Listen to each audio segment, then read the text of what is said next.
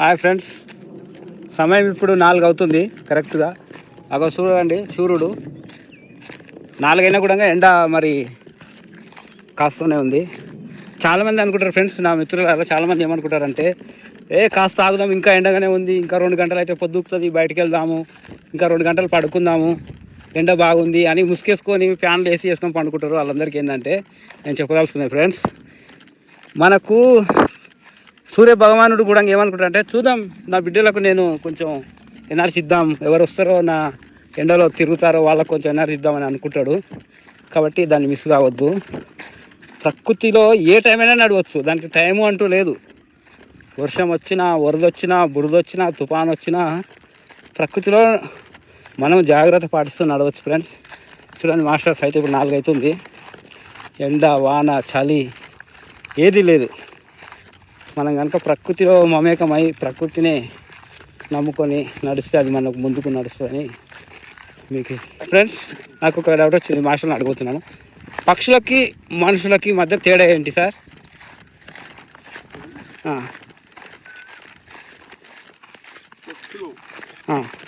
పిల్లలు రెక్కలు వచ్చిన తర్వాత పిల్లలు వదిలేస్తాయి, పిల్లలు తల్లి వదిలేస్తాయి, డైలీ దిగుతాయి. మనం పిల్లలకి లెక్కలు బాధ్యత వచ్చినా వాళ్ళు వదలకుండా వాళ్ళ నామగరాలు పట్టుకొని మనం టెన్షన్ పడతాం. అంటే మనకు తేడా ఉంది. పక్షికి నేర్చుకోవాల్సింది ఏది? పక్షి రెక్కలు వస్తే వదిలేస్తున్నాయి, కానీ రెక్కలు వచ్చి మన పిల్లలు బాగుంటారు కానీ వాళ్ళ మీద మమకారం పెట్టుకుని వదలకుండా వాళ్ళు ఏమో అత్యావసరం మన వాళ్ళు బుద్ధి మన వాళ్ళు లేక ప్రేమను పెంచుకుంటాం. పక్షికి మనం నేర్చుకోవచ్చు. రెండోది పక్షి అదే సార్ అన్నది ఏంటంటే, బీపీలు డాక్టర్లు హాస్పిటల్ పక్షి అది దాని నిత్యమే ఆహారం తీసుకుంటుంది. నేచర్లో దొరికిన ఆహారమే తీసుకుంటుంది. ఆకలి అంతే తింటుంది, ఆకలి కాబట్టి తినదు. ఆకలి అయినప్పుడే దానికి కావాల్సిన ఆటాడి దానికి కావాల్సిన ఆహారాన్ని తింటుంది. అది మనకంటే గొప్పది. సార్ చెప్పారు కదా పక్షులు పావురాయి చూసామంటే పావురాయి ఒకటే ఉంటుంది. ఇది లావుగా ఉంది పావురావు, ఎక్కువ తింది, తక్కువ తిన్నది పావురాయి అంటాను లేవు. పావురాలన్నీ ఒక రకంగానే ఉంటాయి, గద్దలన్నీ ఒకే రకంగా ఉంటాయి. పక్షులన్నీ ఎంత లిమిట్గా తింటాయో అంతే ఉంటాయి. కానీ మనలో ఉన్న స్టేపులు మారిపోతున్నాయి. మనుషులు ఈ తెలివితేటలో ఉండి మారిపోతాయి. అది పక్షిగా మనం తెలుసుకున్నాం ఫ్రెండ్స్. పక్షికి రెక్కలు వస్తే, పక్షి పిల్లకి రెక్కలు వస్తే మామూలుగా పిల్లలను వదిలేస్తుంది. మనిషికేమో జ్ఞానం వస్తే అన్నిటిని వదిలేస్తాడు. అది సార్. సార్ ఇప్పుడు మనం ఎండలో నడుస్తున్నాం కదా సార్, ఈ దట్టమైన అరణ్యం లోపల తాగుదామంటే చుక్క నీరు లేదు, మనమే చల్లడిల్తూ వాటర్ బాటిల్ పట్టుకొని వస్తాం కదా సార్. కొన్ని ఉన్నాయి సార్, పక్షులు అంటే ఎక్కడికి వెళ్ళి నీళ్ళు తాగుతాయి. కొన్ని చిన్న చిన్న పురుగులు, చీమలు, కీటకాలు ఉన్నాయి సార్, అవి చాలా దూరం నడిచి వెళ్ళలేవు. ఎంత దూరం వెళ్ళినా 1 కిలోమీటర్ దూరం వెళ్ళేసరికి చాలా కష్టం. నీళ్ళు ఎట్లా సార్? ఆహారం నీళ్ళు వాటికి ఎన్నో ఉన్నాయి, ఎలా బతుకుతాయి? ఓకే, ఉపయోగ ప్రశ్నలో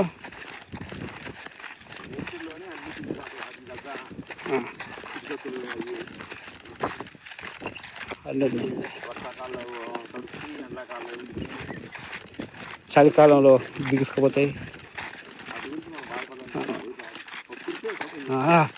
అబ్బా చూసారా ఫ్రెండ్స్, పక్షి ఇప్పుడు ఇటు నుంచి ఎలా వెళ్ళిందో.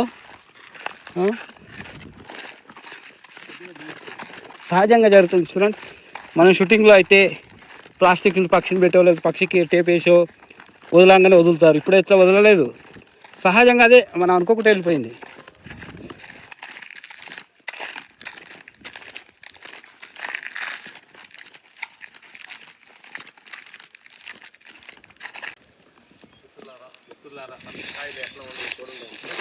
పక్షులకి అంటే ఖచ్చితంగా చూడాలి. ఎందుకంటే అంత పెద్ద కాయ కాబట్టి ఆకుకో ఒక కొమ్మకో ఉంటే చెట్టు కాయ ఆపలేదని భగవంతుడు ముద్దుకిచ్చాడు, కాయకిచ్చాడు. అంటే భగవంతుడు ఎంత అందంగా ఒక విషయాన్ని పిలుస్తున్నాడు చూడండి. ఆ కొమ్మ అంటే మోత తిరిగిపోద్దని చెప్పి ముద్దులో కాయపడటం ఇచ్చారనమాట. ఈ చెట్టుకి ఎన్ని కాయలు ఉన్నాయి చూడండి. అనంతమైన భగవంతుడు ప్రతి విషయం కూడా ఎంత ముందుకు వస్తున్నాడు చూడు.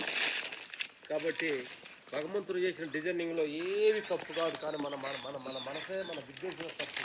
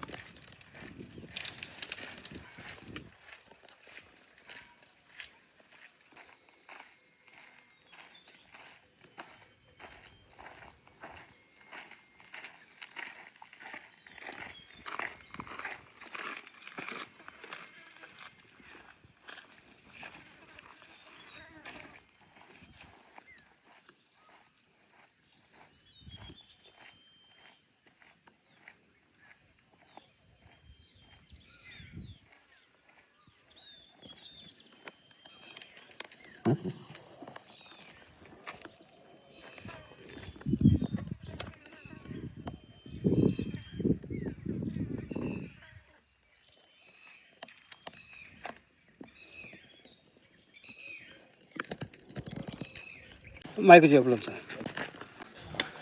మా తోటకు ఎంటర్ అయ్యాం.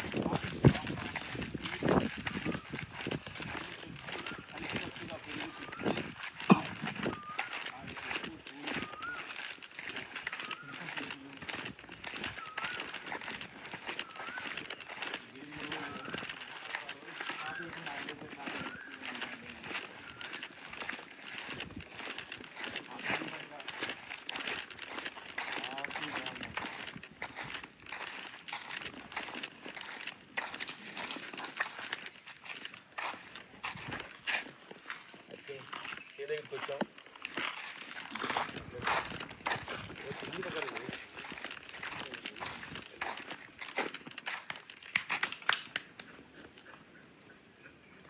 వచ్చింది, గేదె వచ్చింది, చిన్నతోడు మేస్తుంది. సహజం సహజం. బంగారం కూర్చో సహజం. ఓకే.